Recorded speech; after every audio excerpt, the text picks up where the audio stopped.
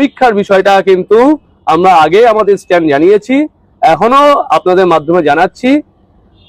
সরকার পক্ষ, এসএসসি, তাদের হাতে স্কোপ আছে আইনি ভাবে তারা যাতে আরো চেষ্টা করে নোটিফিকেশনটা ডিলে করা বা অন্যান্য বিষয় সেই জায়গাটা। কারণ আমরা কিন্তু যোগ্যতার সঙ্গে পরীক্ষা দিয়েই 7 বছরের ওপরে চাকরি করছি সসম্মানে, সেই জায়গায় পরীক্ষা দেওয়া কিন্তু কোশ্চেন আর আসে না, এই একটা বিষয়। পাশাপাশি আরো কয়েকটা বিষয় আপনাকে জানিয়ে রাখি। এখানে আমাদের স্ট্যান্ড পয়েন্ট পুরোপুরি পরিষ্কার। আমরা যে ভ্যালিডিটি অফ দ্য প্যানেলের মধ্যে যে সমস্ত শিক্ষক শিক্ষিকা 11-12 এবং 9-10 লেভেলে যে সমস্ত শিক্ষক শিক্ষিকা নিয়োগ পেয়েছে তাদেরকে নিয়েই আমরা মুভ করছি, কারণ সুপ্রিম কোর্টের ভার্ডিক্টে প্যারা 31-এ পরিষ্কারভাবে মেনশন করা আছে, সেইভাবেই যাচ্ছি আমরা। এবং এই বিষয়টা নিয়ে একাংশ মানে শিক্ষক শিক্ষিকার একটা অংশ তারা কিন্তু ন্যারেটিভিটি ছড়াচ্ছে, ভুল প্রচার করছে। সেই জায়গা থেকে তাদেরকে বলবো আপনারা বিষয়টা অনুধাবন করুন এবং আপনারা যে বিভাজনের যে সৃষ্টি করছে সেই বিভাজন থেকে বিরত থাকুন। কারণ আমরা যেটা করছি সেটা আইনি ভাবে লড়ার চেষ্টা করছি, আইনি ভাবে যে পথটা আমাদের খোলা আছে সেইভাবে চাকরি বাঁচানোর লক্ষ্যে কিন্তু এগোচ্ছি। আর একটা বিষয় অবশ্যই জানিয়ে রাখা দরকার, এই যে আমরা সকলেই জানি যে সরকারের মন্ত্রী আমলা তাদের চুরির যে দায় তারা আমরা এখন বহন করছি। তারা কিন্তু যারা করেছিল তারা অলরেডি জেলের ভাত খাচ্ছে, জেলে আছে। এবং এর মানে এই নয় যে আমরা অন্যায়কে প্রশ্রয় দিচ্ছি। আমরা লিগালি সুপ্রিম কোর্টের ভার্ডিক্টে যেভাবে আছে সেইভাবে রিভিউয়ে যাচ্ছি এবং সেইভাবে আমরা আশা রাখছি যে মানে দেরি হলেও আমরা সুবিচার পাবো। এবং আর একটা বিষয় বলি, আমরা দেখেছি বিভিন্ন রাজনৈতিক দল, বিরোধী দল থেকে শুরু করে অন্যান্য দল, তারা সবাই আমাদের কেসের ক্ষেত্রে সমব্যথী। আমরা আবার রিকোয়েস্ট করছি আপনারা রাজনীতি ছেড়ে আপনারা আমাদের হয়ে, সরকার পক্ষকে বলছি আমাদের হয়ে আমাদের জন্য একদম একান্তভাবে যা করা সেটা করার ব্যবস্থা করুন। শুধু বলা ঠিক নয়, করাটাও করতে হবে, এটাই বিষয়। এবার ম্যাডাম কিছু বলবেন। দেখুন, আমাদের তো 3 তারিখে যে রায় বেরিয়েছিল সেখানেতে আমাদের টেন্টেড বলুন বা আনটেন্টেড সকলেরই চাকরি গিয়েছিল, কিন্তু একটা ডিফারেন্সিয়েট আমাদেরকে করে দেওয়া হয়েছিল। যেহেতু এই আমরা টেন্টেড এবং untainted segregation is done and accepted by supreme court, কিন্তু তাহলেও আমাদের প্রশ্নটা ছিল তাহলে আমাদেরকে পানিশমেন্টটা কেন দেওয়া হলো।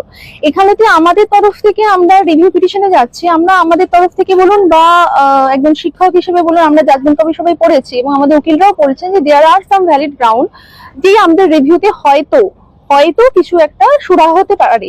সেক্ষেত্রে সরকারের এত তাড়াতাড়ি যে নোটিফিকেশন বার করে দেওয়ার যে প্রবণতা আমরা দেখতে পাচ্ছি তার আমরা তীব্র নিন্দা জানাচ্ছি। আমরা কোনোভাবেই আমরা পরীক্ষা বসবো না।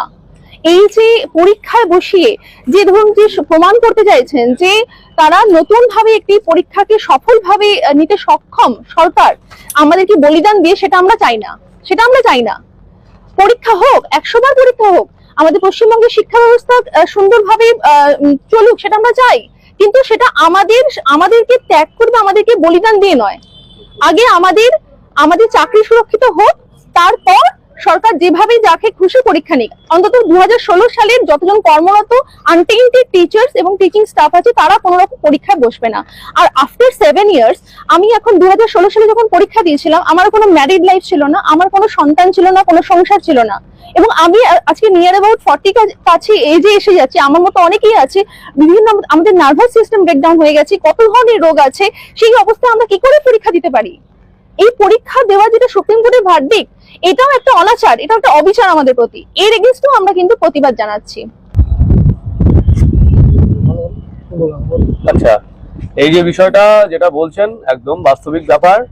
এখানে আমরা যেই সময় পরীক্ষা দিয়েছি সেই সময় আমাদের যে স্ট্যামিনা, আমাদের যে পড়াশুনোর যে ধরন যেটা ছিল, এবং সেই জায়গায় এসে এতদিন পরে আমাদের অনেকটা বার্ডেন বেড়ে গেছে এবং অনেকের লোন আছে, অনেকের শারীরিক অসুস্থতা আছে।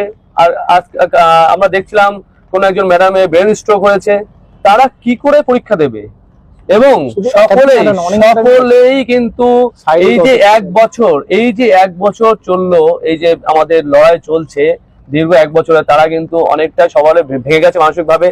যাদের রোগ ছিল রোগ চলে এসছে, এবং যারা এখন আমরা কিন্তু কারোর সঙ্গে বিভেদ করছি না, কেউ ভুল বুঝবেন না, যারা এখন এসএসসি পরীক্ষা দেওয়ার উপযুক্ত মানে আমাদের ছাড়া, তারা অবশ্যই পরীক্ষায় বসুন, পরীক্ষা হোক আমরা চাই, কিন্তু সেটা নতুন ভাবে বিজ্ঞপ্তি হোক এবং সেটা আমাদেরকে বাদ দিয়ে 2016 সালকে বাদ দিয়ে অবশ্যই পরীক্ষাটা হোক।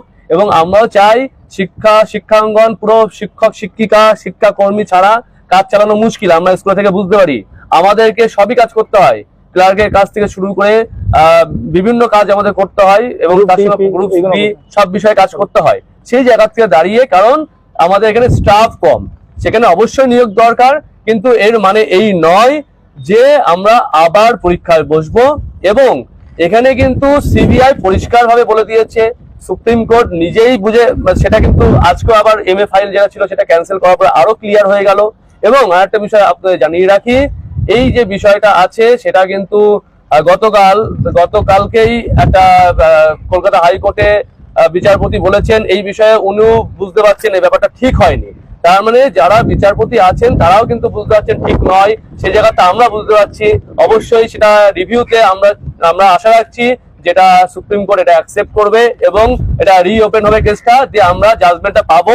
বিশেষ করে যারা ভ্যালিডিটি অফ দ্য প্যানেলের মধ্যে নিযুক্ত হয়েছে তারা অবশ্যই ন্যায় বিচার পাবে, এটা আমরা আশা রাখছি।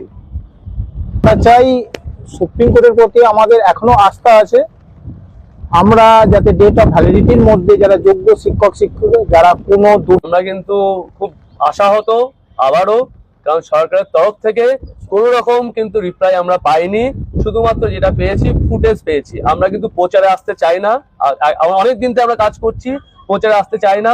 আমরা যেটা চাই চাকরি বাঁচানোর লড়াইটা যেন সার্থক হয় এবং সরকার যাতে ইমিডিয়েটলি আমাদের সঙ্গে বসে এবং আমরা কি ভাবছি, আমাদের লয়াররা কি ভাবছে সেই ব্যাপারটা তাদেরকে বলা এবং তাদের লয়াররা সেটা সেভাবে যাতে স্টেপ নেয় সেই বিষয়টা আলাপ আলোচনা বসতে, কিন্তু এখনো পর্যন্ত কিন্তু সেই পজিটিভ রিপ্লাই কিন্তু আমরা এখনো পাইনি। বিষয়টা দেখুন, আন্দোলন যে ব্যাপারটা সেটা আমরা এখন আমাদের যে সংগঠনটা খুব ছোট সংগঠন, এখানে যারা অ্যাক্টিভলি কাজ করছে সেটাও খুব কম এবং আমাদের যে রিভিউ ফাইলিং এর যে কাজটা চলছে সেটা অনেক বড় কাজ।